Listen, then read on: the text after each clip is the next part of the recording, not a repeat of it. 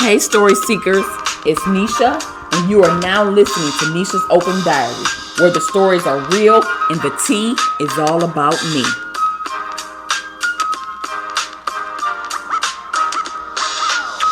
Welcome to my podcast. I am Nisha, and you are now listening to Nisha's Open Diary, where the stories are real, authentic, and the tea is all about me.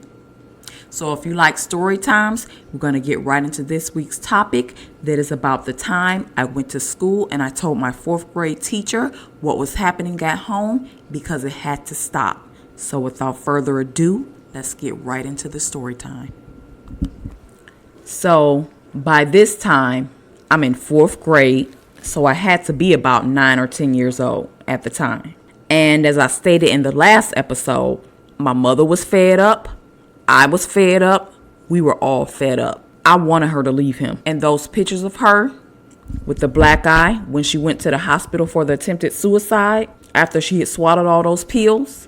I remember a couple of episodes back, I told you I had stole those pictures and I had hid them in my room. And the day it finally come, I got enough courage to take those pictures to school. And I knew that shortly after that shotgun incident, I just knew that things were coming to some kind of head, some kind of disaster, because she was just having thoughts of killing him. Not only that, if my mother had decided to go through with it, she would be in prison. She would have been in prison for sure because she had no record of the abuse with the police. She never reported it, never pressed charges, even when she was in the hospital. They asked her about her home life. They asked her about the black eye, how she got it. She lied and she covered for him. She never wanted to have him locked up, despite what he was doing to her, despite what he was doing to us. And as I said, yep, I took them pictures to school and I showed them to my teacher. And this teacher was my favorite teacher. I don't know if this man is still alive today. I know for sure he probably ain't teaching.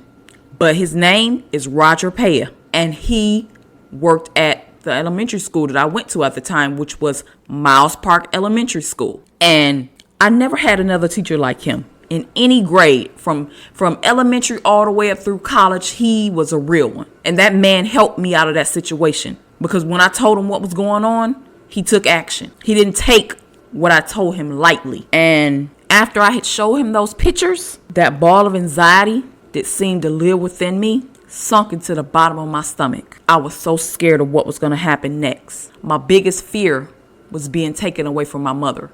And it was this one time in school where, you know how like it be your birthday at school, and you do this in elementary school, and it's your birthday or whatever, and you might bring cupcakes or cake or whatever kind of treat it is you want to bring to your class to share with everybody in your class. I know everybody done that at some point in time.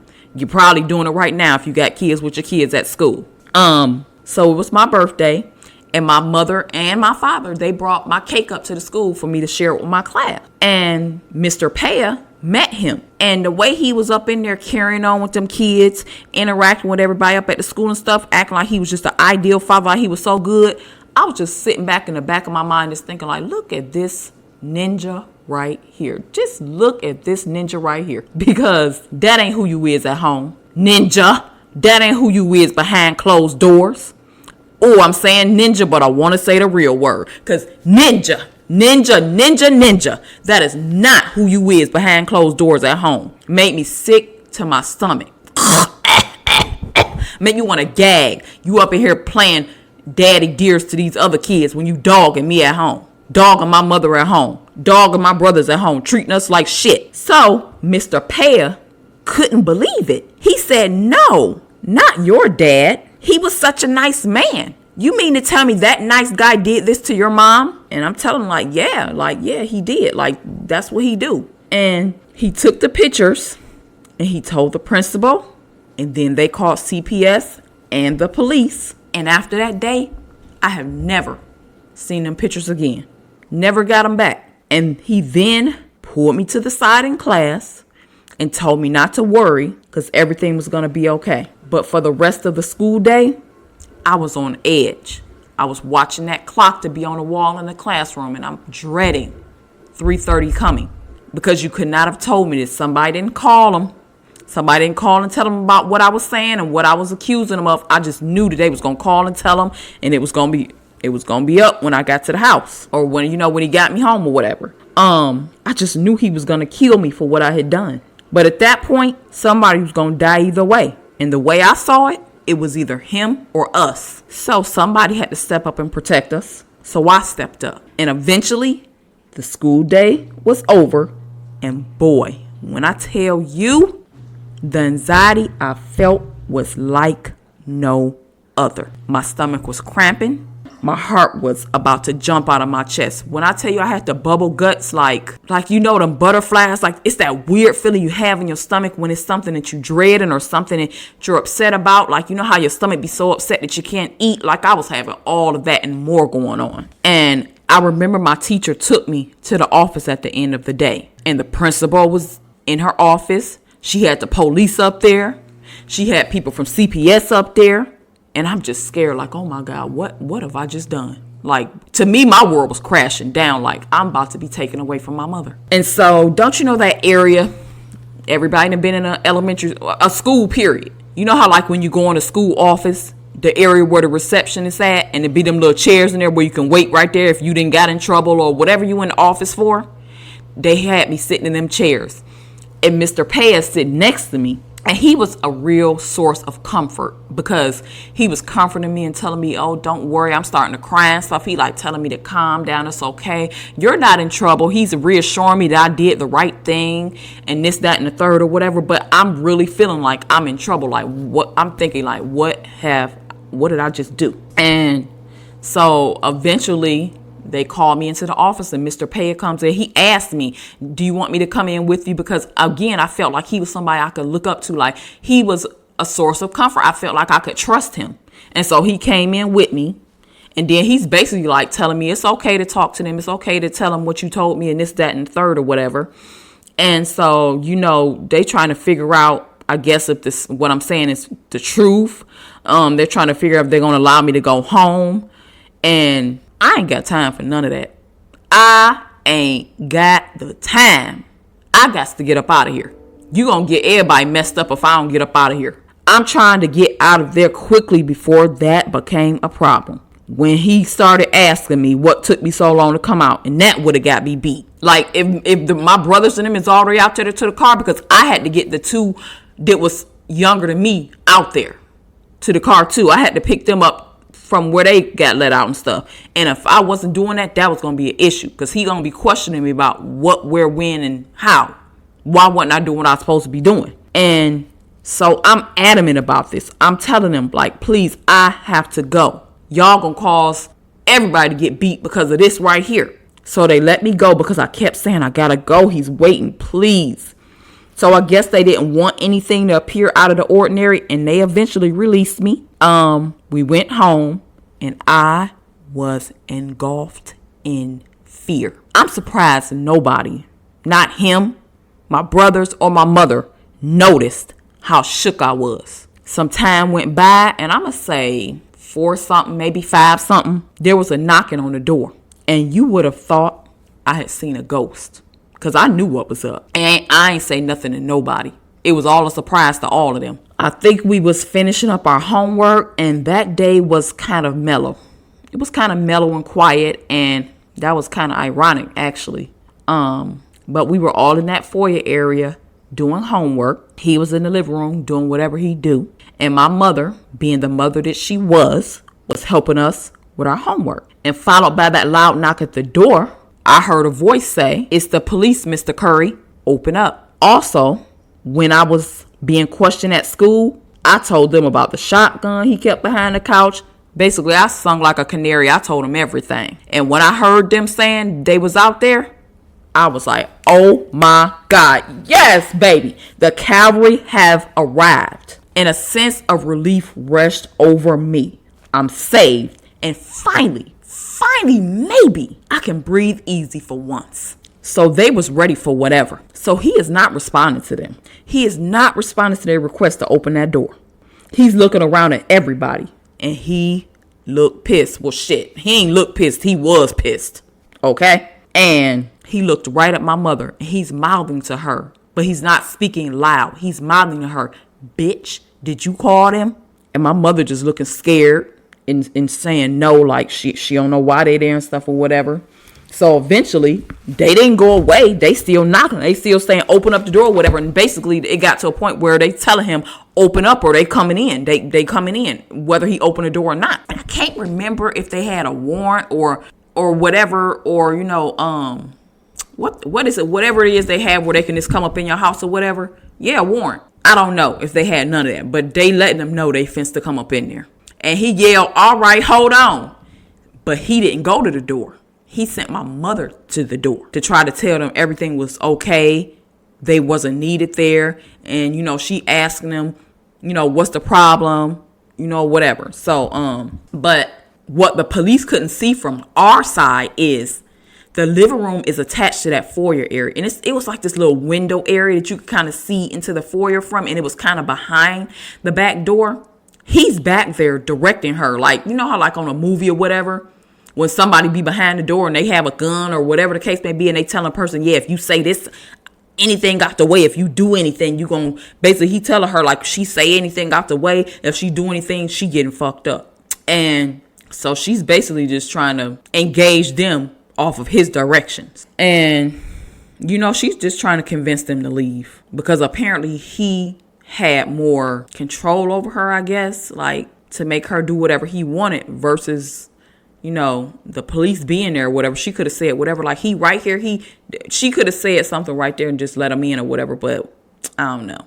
So as he's directing her from the living room, I know she just as scared as us. I know she is. I can see it. I can see it in her body language, the way she talking, the way she moving. And I would have think they would have seen something was up just from that. So basically, she's still, trying to talk to them, get them to leave or whatever. They ain't hearing it. They ain't with it. So they basically forced their way in, and CPS followed. And CPS wasn't playing no games at all. They said they were coming to check on their kids. Oh, yeah, I said that. Yes, they said they were coming to check on their kids. And I guess they said that because my mother was receiving public assistance. And I guess they were saying that because she was receiving that we belong to the state, i.e. their kids. And the social worker in charge, who was the head of that whole little team that they brought out there, she was stern, direct, and she wasn't taking no bullshit. She was actually a little, she was a B, okay? And after they had rushed in, the police went looking for him, and he was in the living room, and he went to reach for the gun, and they said, and they grabbed and cuffed him. And then he said, oh no, he got to get his contacts or whatever, just anything for him to try to have his hands free, because he is definitely the type that's going to throw down with the police. Like, they would have had to shoot and kill him because he that one. He don't care if you know police or whatever. He'll get down with anybody. And me and my brothers are just standing there watching all of this play out. My eyes is big as saucers, and I'm just looking like, is anybody gonna know that I'm the reason why they here? And I'm not gonna lie, the caseworker, the social worker, whatever her title, she was a real B, and she was on my mother's head, okay? She was really getting on my mother's case. She was like, I felt like she was blaming my mother for everything. And like, she asking my mother, like, what you want to do? You want to stay or you want to leave? Because we taking our kids. And mind you, my mother is pleading and begging for them not to arrest him too. Trying to say he never hit her. Trying to protect him. And she told my mother, you protecting this man that's mistreating you and your kids? Look, you are grown. You can stay with him if you want to. The choice is yours. But the kids are coming with us. Now, as I'm watching all of this go on, my mother is arguing with CPS. I feel horrible. Because even though my father shouldn't have been abusive to my mother or us, I had mixed feelings. Because that is still my father, good or bad. And I wanted to love him. I wanted to love him. And as I watched him cuff him and take him into custody, it hurt. I felt like I had betrayed him. Even with all the hurt, emotional, physical, and verbal abuse he was inflicting on us, I never wanted him in jail. I never wished bad things on him. I just wanted a father who wasn't abusive to me, who wasn't abusive to my mother and who wasn't abusive to my siblings. So they are taking him past us and out the front door to the police car that's waiting out there. You would have thought I was happy, but it was just the opposite. I felt bad. I felt like what I had done was wrong. I was remorseful. And now when I look back on it, I feel like I was thinking like a battered woman, like wanting to protect him even though he was doing what he was doing. And as that was happening, CPS told us it was also time for us to go. So my mother is now trying to fight the people from CPS, and the police had to intervene. We were yelling and screaming, "No, we're not going." Holding on to the stair railings, crying for my mother, grabbing for her, reaching for her. We are kids trying to fight them. But the police and CPS just picked us up and took us to a waiting van to transport us to the Metzenbaum Center to be placed in the care of the state. But my mother begged and pleaded with them not to take us there and put us in the system. She pleaded with them to take us to our grandmother. So that's what they did. We went to live at our grandmother's house across town. Now, I'm not sure if my mother was informed about the fact that I was the one who went to school and told what was going on in the house. But she had put on this act for my father because she didn't want to stay there either. She wanted to leave just as much as us. But for some reason, she felt like she had to create some kind of escape plan or whatever when she could have just left with us. I never got that part. I never did. Still don't. So she stayed at the house alone until his arraignment. And when his arraignment day came, of course, his brother and his mother were there along with my mother. And my mother is playing this role of, oh, she supported him, she's there for him, and yada, yada, yada. But that day, his mother is belittling my mother. And she's telling her, why did she lie on him? You know he didn't beat you. You know he ain't never beat them kids. Asking my mother what's wrong with her. Why you lying on him like that? Which is crazy as hell. Because he be beating you up too. Throwing you down basement stairs, your own son. So, of course, he made bail because his mother and brother posted it, which my mother was not happy about. And she told them that she ain't had no money because she didn't get her check. So they ended up back at the house together, alone. And my mother is playing this role of, they took the kids, the state has them in custody, that they lost custody of us. And as my mother told me, he was losing it. He was going crazy. Which to me is crazy because how you doing all this? How you just so upset because you think the state then took custody of your kids when we there, you act like you don't care nothing about us. You mistreating us. You beating their mother. Like, make it make sense, okay? And she told me personally he was going in my room, laying on my bed, hugging my teddy bears, holding my toys and my dolls and stuff, hugging them and stuff. And then he would get upset and get angry and get to going off and tearing up my room and destroying the room and stuff. And she is just there, not knowing what to do. Walking around him on eggshells, trying to figure out her escape plan. Which really gets me. It really grinds my gears. Because, girl, the police was there. With CPS. And they tried to rescue you too. They tried to get you up out of there. And you stayed. For what? To make him believe or think what? You ain't have to leave in no certain way. And I was so mad at her for that. Like, that was on her. Like, what was going on, girl? You could have just left with us and told him, I'm out, this over with. Bye, ninja. Like, no. But she didn't. For whatever her reason was. And if my memory serves me correctly, she was there with him for some weeks. Until he was trying to get physical again. And this one day, she was supposed to work.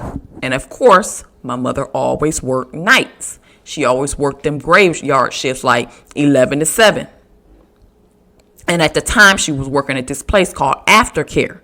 And it was a mental facility for people with stuff, with things going on like schizophrenia and those type of things, where they're no longer in a mental hospital, but they're in that's hence the name of the place she worked at, Aftercare, because even though they still have issues, they reside in a facility outside of a mental institution. And it's still like a lockdown type of situation. And so this place where she worked at was around the corner from where my grandmother's house was. So he dropped her off at work for her overnight shift. But in all actuality, she had lied to him, because that was her escape. And she went in the building, which again, you cannot enter this building without, I don't know if it was a key or a key card, but you cannot just access the building and go in there. So she went in the building like she was going to work, stood in the hallway and waited for him to leave. And when the coast was clear, she hauled ass around to my grandmother's house. Mind you, her job was like some blocks away from my grandmother's house. My grandmother lived on 97th, and this might have been like 2 or 3 blocks over there from there, or something like that.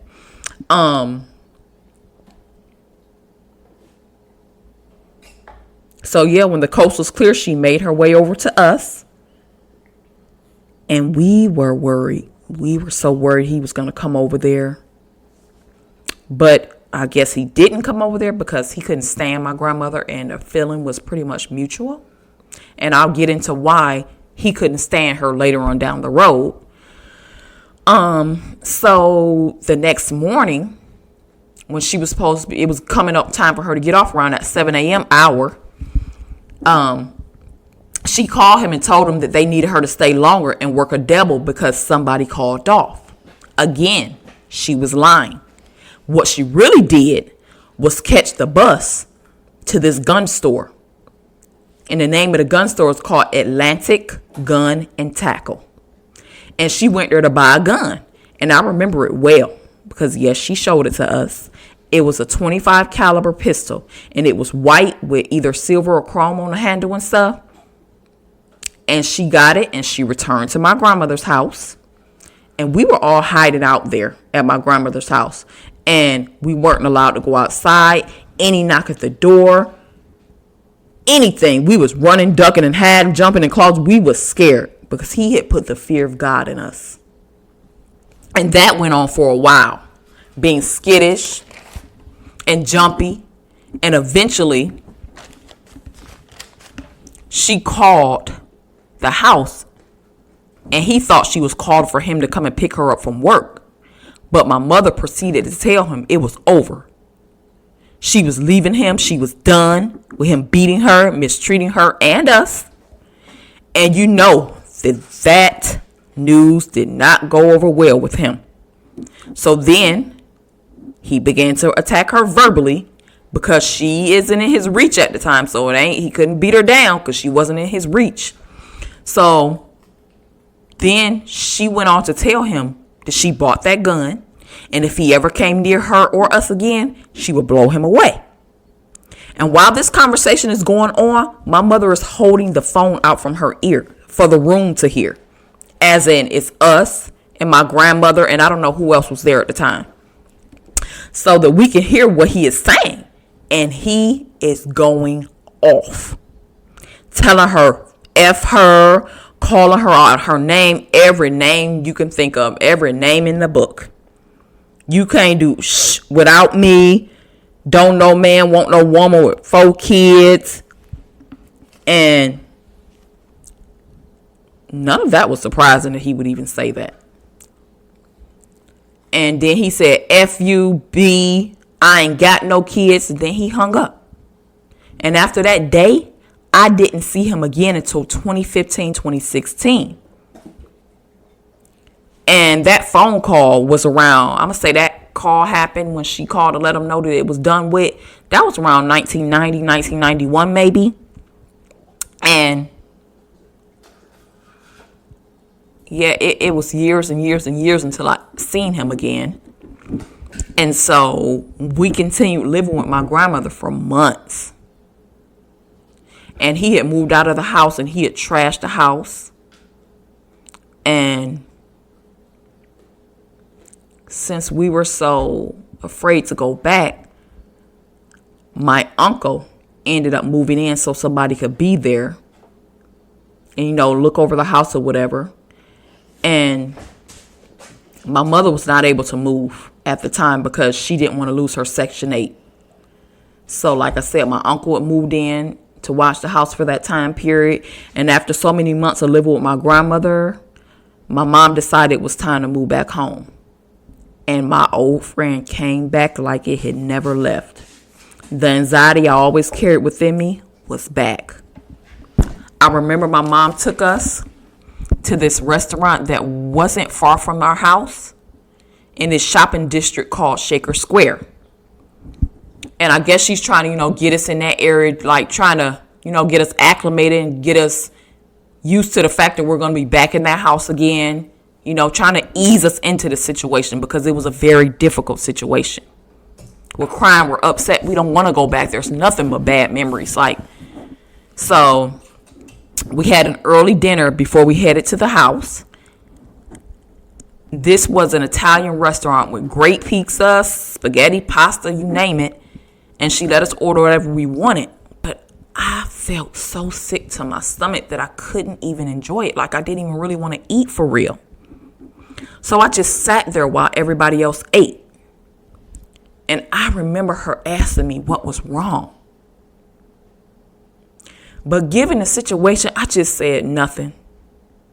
But in all actuality, I was upset. I didn't want to go back to that house ever. It was a scary place for me, filled with mostly painful memories that I could be reminded of in any room I went in that house. So we finished up at the restaurant and headed to the house. And it was just the most uncomfortable situation. Being on edge all the time, being jumpy, being scared, tossing and turning at night, scared to go to sleep. I was so scared. You could not have told me he wasn't going to break in and get us. I thought it was only a matter of time until he came and killed us or beat her again or killed her. I was scared to be alone in the house. I was scared to be in that house at all. Every room I entered, every corner I turned, I just knew he was going to be there. My own father was like the boogeyman, and he had put the fear of God in me. And as the days turned into months, things did get easier. And eventually, my fear started to be less and less, but I always had my guard up. If I was outside, I might run in the house and lock the door if I thought he drove by. Because at times his mother and brother would drive by the front of the house, calling us to the car. But we would run inside. I thought they'd kidnap me and take me to him. It took a very, very, very long time for me to get used to living there and fight past my anxiety and fear. We lived in that house for years. I mean, years after that stuff happened, after he was gone. Right up until the end of 8th grade. I think I was getting ready to go into 9th grade. And I'm visualizing that house now. And all of the memories still remain. And it really can bring me to tears just thinking about it. Nonetheless, we got through it. And as time moved forward, so did we. And again, all of these domestic violence incidents were, unfortunately, staples in my childhood. Nope, we have reached the end of this episode. All right, story seekers, I am out of here until next time. Make sure you follow me on all socials at Nisha's Open Diary and my website at nishasopendiary.podbean.com. And go stream this podcast on all platforms.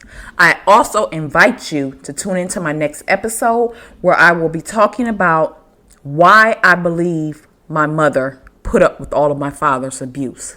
So until next time, I will meet you where the pen meets the diary.